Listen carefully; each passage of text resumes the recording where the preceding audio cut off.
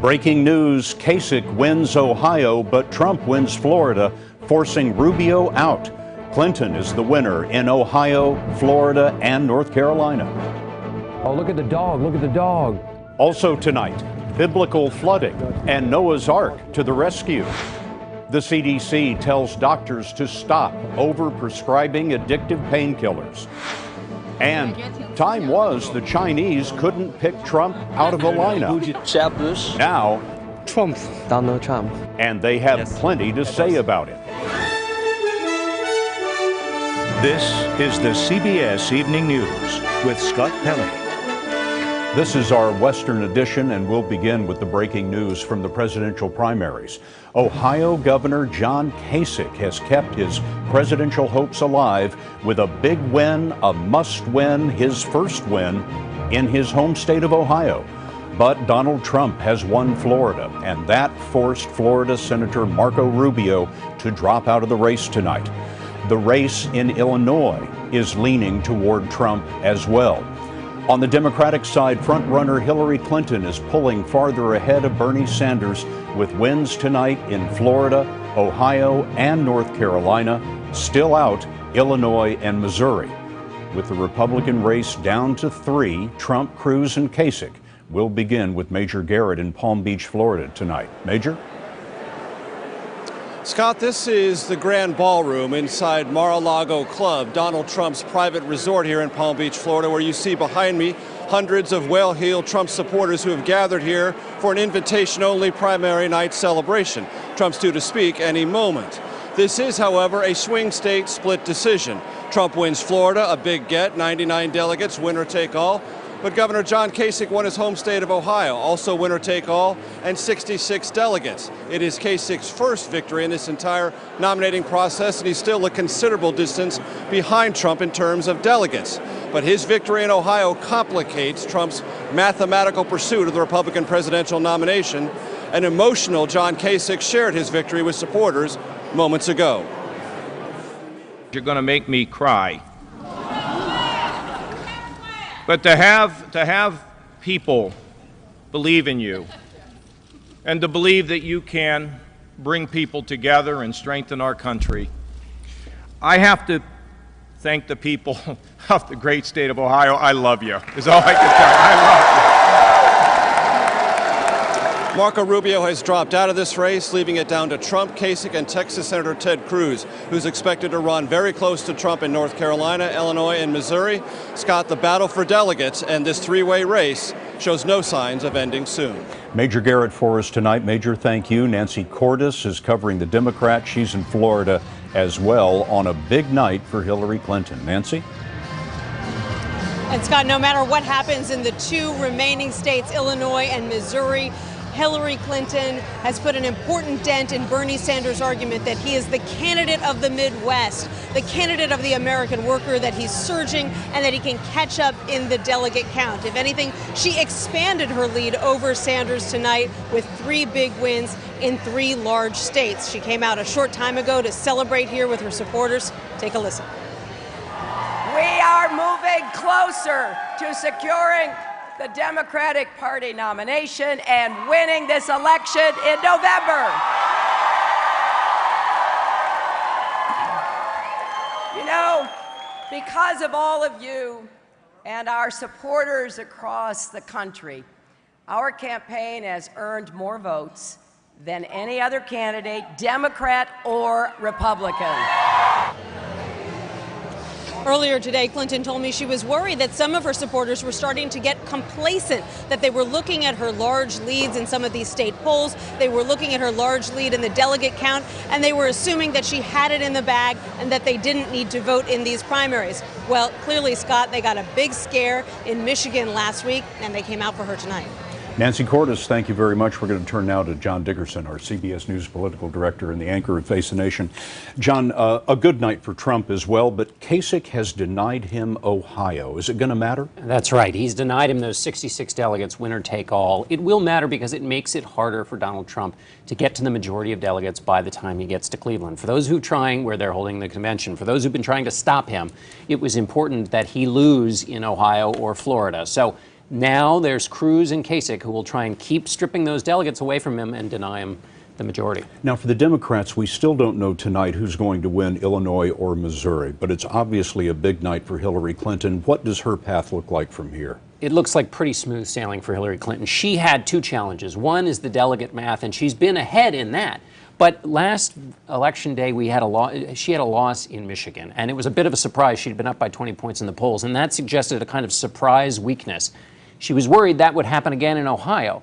But by winning Ohio, and if she wins Illinois, even bigger news, but she's now in those two big states, Ohio and Florida, the big general election states, and that's good news for her in terms of momentum, and of course in terms of delegates, she's well ahead. Is it likely, probable, that Donald Trump will have the delegates necessary before he gets to the convention? It's a lot less likely than it was if he had won Florida and Ohio. So it's a lot harder for him. He has to do better than he's already been doing in the future contests. Marco Rubio's speech tonight, he said this wasn't a year for optimism. It was a very dark speech. Both literally it was dark, but also just he said optimism and hope are not in favor of this election, and he said, but I'm proud that I didn't prey on anger. He didn't mention Donald Trump's name, but it was clear who he was talking about. What about Rubio's career going forward? He's a first-term senator from Florida. He didn't win his home state. He lost it by about 2-1. Well, you could hear him in that speech trying to kind of reset his image. People talk about him possibly running for governor. He certainly will have a bright future because there are a lot of people who still think he is the future of the Republican Party. Next generation young, also a non-white voters are looking to the Republican Party and wondering where they fit in. Marco Rubio was a face of the Republican Party that a lot of Republicans wanted to see out there and in the mix. They'll still want him in there. One candidate we haven't talked about, Ted Cruz. Ted Cruz, we'll have to see how he does tonight. He's still in second place in the delegates, so he'll be able to say, look, I am the second place alternative to Donald Trump, but now he's got to work it out with John Kasich how he's going to do it. So I think the path for Cruz is basically deny Trump those delegates and then just argue it out as a lawyer in Cleveland. Bernie Sanders came out a few minutes ago and spoke to his supporters and essentially ignored the fact that he had lost most of these states tonight. I felt like when you listened to him, you could hear him pivoting a little bit to this is a message campaign. In other words, the delegate math has Hillary Clinton really winning. She did well tonight. And he was basically saying there are a lot of issues and those can still animate our campaign even if the idea that he'll get the nomination is very far in the distance now. So it's the middle of March. How long is this going to go on? April, May? June. Yeah, it could still go on. Certainly on the Republican side, it's going all the way to the convention. And it's going to be, or it looks that way anyway. And on the Democratic side, because Bernie Sanders believes he's running a message campaign, he will continue on with that message. And what will be different, though, is maybe he won't be so sharp in his attacks on Hillary Clinton. John Dickerson, anchor of Face the Nation. John, so great to have you here. Thank you so Thanks, much. Scott. Now, we've been talking to voters all day long as they left the polls, and DeMarco Morgan is keeping track for us of what they have been telling us. DeMarco, what'd you find out? Well, Scott, we've already made 3 calls in favor of Hillary Clinton tonight, but Illinois is still up for grabs. You mentioned this.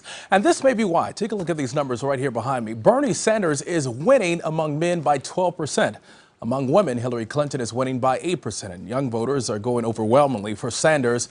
And Clinton is winning African Americans handily, not a surprise, but not by the same margins as she did across the South 2 weeks ago. And on the key issue of the economy right here, Secretary Clinton has only a slight edge over Senator Sanders. As for the Republicans of the land of Lincoln, the founder of their party, Donald Trump is leading among voters who want change. When it comes to people who are angry with the federal government, look at this.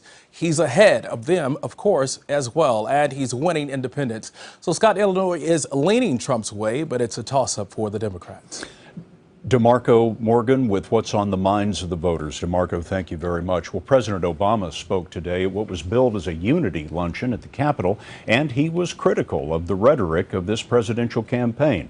But he had some kind words for one of his opponents, the Speaker of the House. I suspect that all of us can recall some intemperate words that we regret. Certainly I can. And while some may be more to blame than others for the current climate, all of us are responsible for reversing it. For it is a cycle that is not an accurate reflection of America.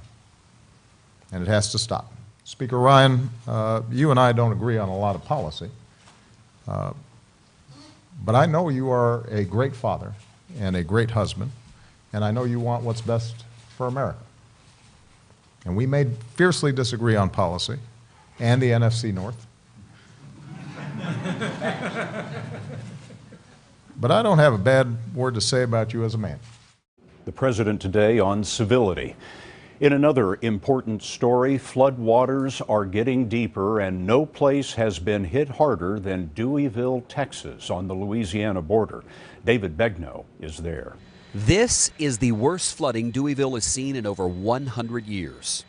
Everything, the sheriff's department, post office, church, school, and the town's only grocery store is underwater.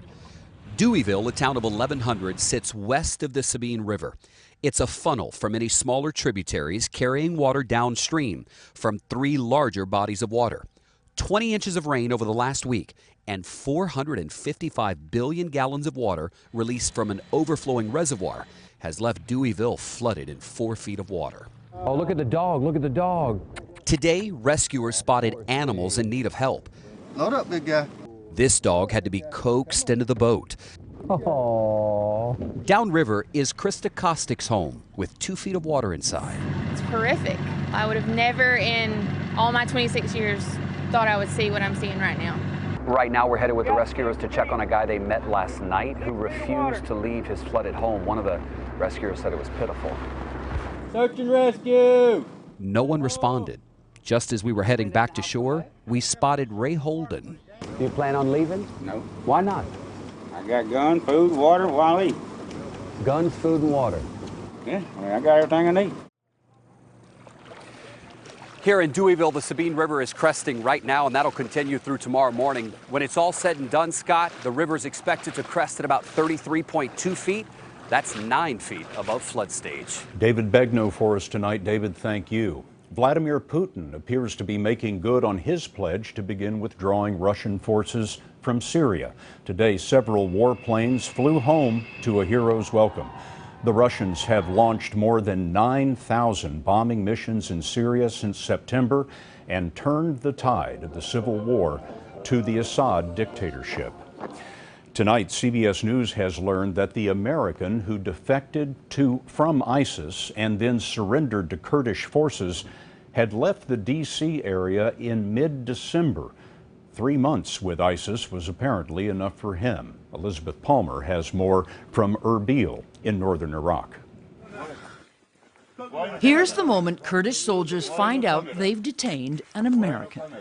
Where are you from? Where are you from? United States. Minutes earlier, the Kurds had grabbed Mohammed Jawal Qais when he walked out of the scrubland at dawn and right into their front line. In broken Arabic and English, he told them he wanted to surrender. One of the Kurds who arrested him but didn't want his face shown said Qais confirmed he had been fighting for ISIS. How did you make sure that he wasn't a suicide bomber, that he had no explosives on him? We got him to lift his shirt up and drop his pants to prove it, he said. That's standard procedure all along the Kurdish front line. Anyone crossing has to strip to show they're not wearing a bomb. 26-year-old Mohammed Jawal Qais had his Virginia driver's license with him, 2 credit cards, and 3 cell phones, along with about $4,000. He gave himself up here at the village of Golat near Tal Afar, but the Kurds say it was a mistake. He'd been aiming for the Turkish border, but was double-crossed by the smuggler hired to take him there. Back in Virginia, reporters showed up at the family home to ask questions, but a scene that started out as merely chaotic turned hostile when Qais's father turned the hose on them. Qais's parents say they'd lost touch with their son, and they have no idea how he ended up where he is tonight, in the custody of Kurdish intelligence. And it's not clear, Scott, how long before he returns to the U.S., but the Department of Justice is already planning to file charges against him. Liz Palmer in northern Iraq for us tonight. Liz, thank you. Today, the Vatican said that Mother Teresa will become a saint. On September the 4th, Pope Francis cleared the way by attributing 2 miracles to her work. Mother Teresa devoted her life to working with the sick and the homeless in Calcutta, India. She died 19 years ago at the age of 87. The CDC is urging drastic action to stop an epidemic of prescription painkiller overdoses. And he talks constantly about China. Now, what China says about Trump, when the CBS Evening News continues.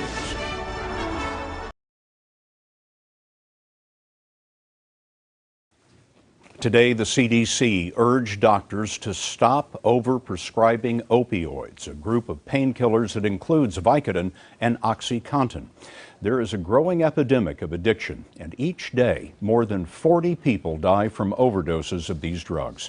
Here's Dr. John LaPook. 60-year-old executive recruiter Stephen Diamond was prescribed opioids in 2004 to treat chronic knee and back pain from years of skiing. I was out of control. Whatever the doctor gave me wasn't enough.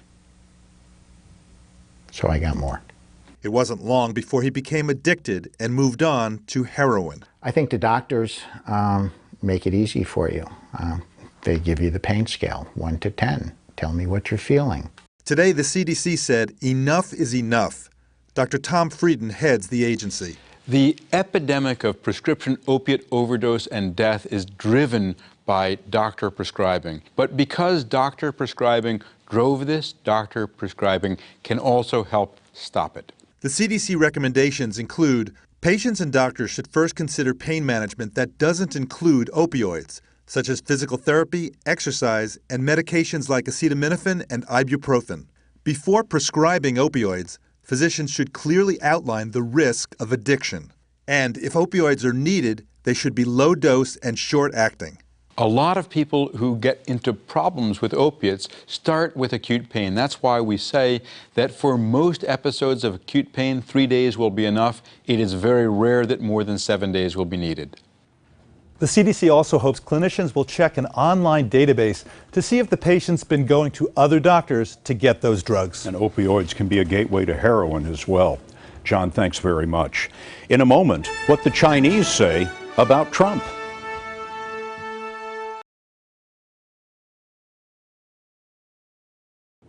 Donald Trump never passes up a chance to mention China, but as recently as 6 months ago, our Seth Doan found that few Chinese had ever heard of him. Well, they know him now and have plenty of opinions. In fact, China's Global Times calls Trump a racist and compares him to Hitler. Here's Seth in Beijing. Do you know this man? Trump. It's Trump. Just his picture triggers opinions. A little bit crazy. You think Trump would be tougher on China? Yeah, much tougher. China taking our jobs, taking our money. How much more are people talking about Donald Trump than, say, the other candidates? Much more, much more.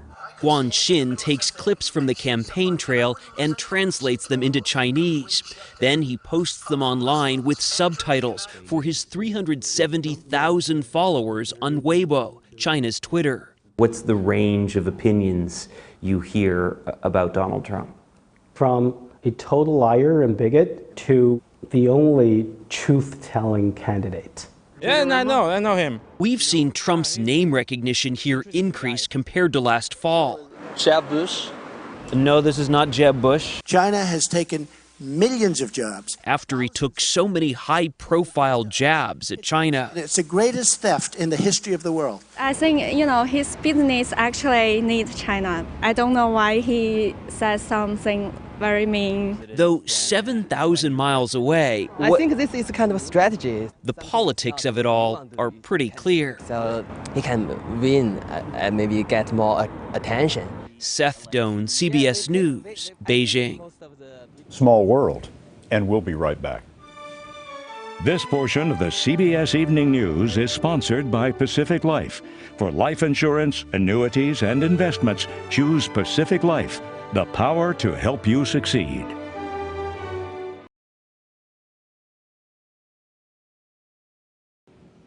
Now an update on the primaries. Big night for Democrat Hillary Clinton and Republican Donald Trump. Trump has just won North Carolina.